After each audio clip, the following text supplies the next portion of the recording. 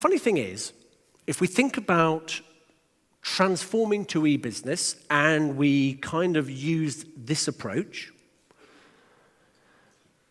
we could transform the way that you buy. And this is just an example, okay? So we've got a process, and it's a big, cumbersome process, and we want to make it simple. So what we do is we start by getting everybody in a room, and we have a workshop. Again, show of hands. Who has been to a process change workshop? Okay, a few. Okay, so let me just share with you how this goes, okay? In my experience of a process change workshop, there will be someone like me who says, welcome. Today we are going to look at the process for buying stuff, and we're going to see if we can make it simpler. And we're going to call the workshop Transformation Process. And someone will put their hand up and say, no, can we just stop?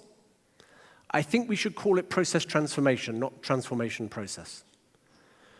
You will then spend the next 30 minutes debating whether you're going to call it Process Transformation or Transformation Process, by the end of which you are just wanting to go to the bar and have a drink. And you've made no progress, because people get emotional. When you challenge the way that they do things, whoa, stop. Whoa, this is how I do it. I don't want you changing it. But let's say we get through that. We've settled this one. We'll write the new version. We'll go and pilot the new version. We'll pick someone somewhere who will give it a go for a few weeks and see if it works. And if everything's okay, we'll take it to whoever in our organization signs off business, and we'll implement it. And you know what? Generally speaking, if you do it well, you can simplify your process, whatever you're starting from. I did one, 72% fewer steps. Big number. The trouble is, if your process started with 1,000 steps, you've got rid of 720, but you still have 280 steps, and that's still a horrible experience for anybody who's trying to buy it. So let's just ask a question. If you go down the route of e-procurement, you're going to spend money on buying a system. It could be any system. It could be Ariba. It could be Wax Digital. There are many, many systems. And you'll pick one that you like, and you'll buy it. If the tool that you're buying is good, why would you not simply use the process that comes with the tool? But do you know what really happens?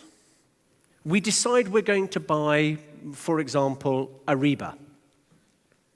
And we bring in the technical team, the implementation team from Ariba, and we say, we love your product. We've spent a long time selecting it. We like it. We're going to use it. So we now like the implementation plan. And Ariba will say, fantastic. We can come in, we can map, we'll take about 2 months to get it ready, we'll train your team, and we'll start. Good to go. And you say, oh, stop. Before we do that, let me introduce you to our procurement process. So before you implement, what I'd like you to do is to rewrite Ariba so that we use Ariba to do our process. How many people have done that or seen it? Yeah, have you seen this? Be honest, right? We reinvent. Let's bring this to life. I'm just going to check the language. Does everybody knows what a steam train is, yeah? A steam train, smoke, coal, water. Steam trains were, in effect, the first internet. They opened up the world, information, goods, movement of people. They went everywhere. Fantastic technology from around 1880. You can still get from A to B on a steam train. But this is 2017. And we're all very successful procurement people, so we have decided to buy an electric car. And we decide we're going to buy a Tesla. Everyone knows what a Tesla car is, right? Tesla's a good car. Probably the best at the moment for technology, for range. You can upgrade it over the internet. Fantastic. Would anybody in this room buy a Tesla car and then work out how to put coal in the boot, water on the back seat, and a long rod for stoking the fire, because this is how you get it going, and maybe you rest that across the back seat and the front seat, and then you're going to drive your Tesla? Would anybody do that? No. You would get in the Tesla and you would press the start button and you would drive. And you would be thinking, my goodness, I don't need the coal or the water or the rod or all the mechanics. I'm in something that does it brilliantly. Yet when we buy e-tools, we do exactly that. We work out how to make a new tool operate with our coal and our water and our rods. And it fails. Because actually, changing the process is easy if you adopt best practice that comes with the tool. You know, if we're selecting the right tool, surely we would look at the way the process worked and we'd say, we like it, so now we're going to use it. Because if you think that bit is tricky, you're missing the real challenge.